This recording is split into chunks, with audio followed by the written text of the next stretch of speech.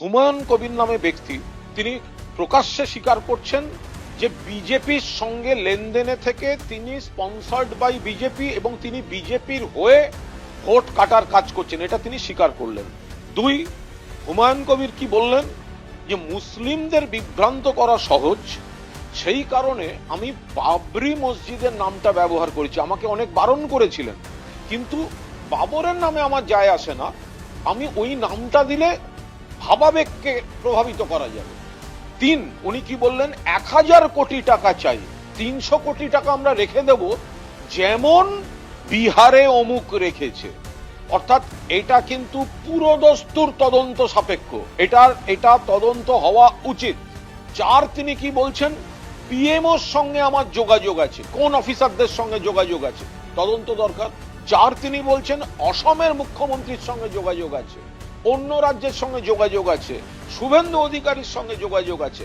মারাত্মক কথা বলছেন যে আমি আর শুভেন্দু পরস্পরকে গালাগালি দেব, কিন্তু সেটা খুল্লা করতে পারবো না আমাদের দোস্তিটা।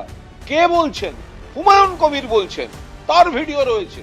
আর একটা বড় স্বীকারোক্তি রয়েছে যে বিজেপি ক্ষমতায় আসতে পারবে না, আমাকে সাহায্য করুন, আমরা মানুষকে বিভ্রান্ত করব এবং আমাকে ডেপুটি চিফ মিনিস্টার করতে হবে।